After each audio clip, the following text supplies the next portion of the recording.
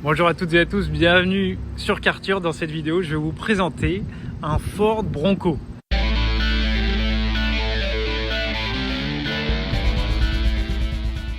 Alors si ce n'est pas déjà fait, je vous invite à vous abonner à la chaîne, à surtout commenter, partager la vidéo un maximum.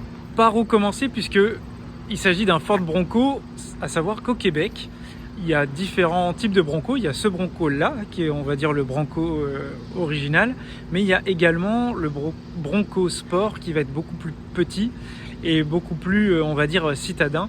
Là celui-ci, il s'agit plutôt d'avoir une voiture on va dire off-road. Donc ça se voit par la taille des pneus qui sont assez gigantesques. Donc là celui-ci il est rouge, moi je trouve ça assez intéressant, assez original. Et c'est assez rigolo parce que pour ma part je sais pas trop où le placer, où le situer par rapport à ses potentiels concurrents, du moins ici au Québec. Alors comme bien évidemment il y a plein de variantes disponibles de Bronco, il y a différentes phases avec différentes motorisations. Il faut savoir avant tout que celui-ci il est à la vente, donc si jamais ça vous intéresse ou potentiellement ça intéresse quelqu'un que vous connaissez à Montréal, en tout cas selon moi c'est une affaire vu l'état et le nombre de kilomètres qu'il a.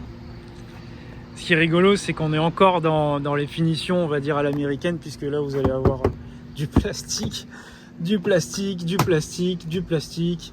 On a du cuir. Bon, là le propriétaire a changé ça. Et ce qui est vachement cool, c'est qu'il y a encore une fois, comme dans les Jeeps, on va dire, cet aspect décapotable qui est vraiment super intéressant, notamment en été. Alors, pardonnez ma fainéantise, mais je vais pas le décapoter dans la vidéo. Mais pour en avoir vu pas mal au Québec, c'est un petit peu comme, encore une fois, un Jeep Wrangler. Même si, pour ma part, en tout cas, je préfère celui-ci qu'un Jeep Wrangler.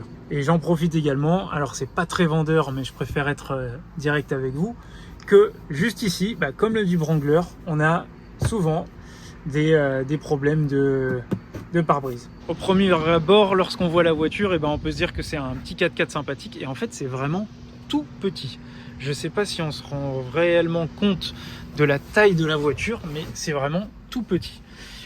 Ça, c'est un aspect qui est super cool. Alors, comme la plupart des Ford, je suppose que c'est pas le meilleur Waze possible qui surchauffe. On a une visibilité qui est quand même sympathique. On a une vue qui est haute. Mais il faut se rendre compte que si vous faites, on va dire, plus de 100 kg et êtes un petit peu plus corpulent que moi, ce qui n'est pas très compliqué, c'est une voiture qui est peut-être pas suffisamment grande pour vous. On a les différents modes qui sont indispensables, selon moi, au Québec, à savoir les 4 roues motrices, notamment en hiver, d'autant plus que vous avez vu la taille des roues et la taille des pneus. Il ne s'agirait pas de faire un aquaplaning avec ce type de voiture. Il s'agit là d'un vrai 4x4 et non pas du Bronco Sport qui va être plus présent dans les villes, avec tous les différents modes ici de traction. Et on a cet aspect-là qui est toujours aussi rigolo. J'ai pu voir ça dans les deux différents Ford F-150 et 250 récemment.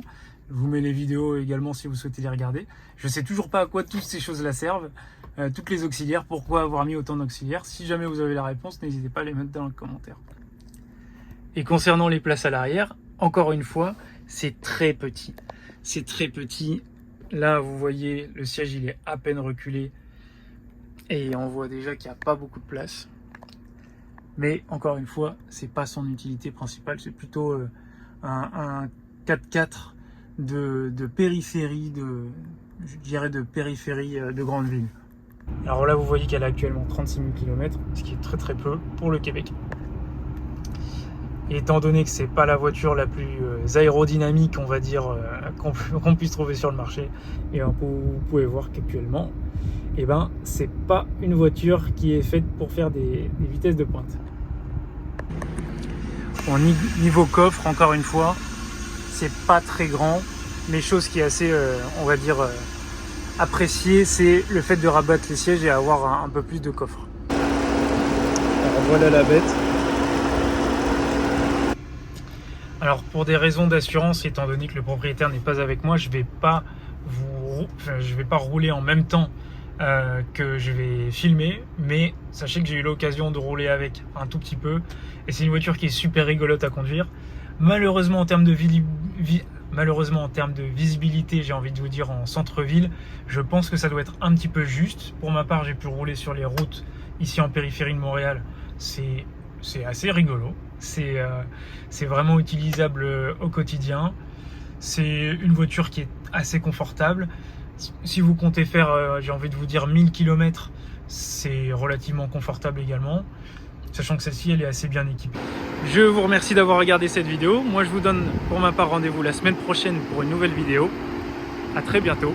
Ciao, ciao!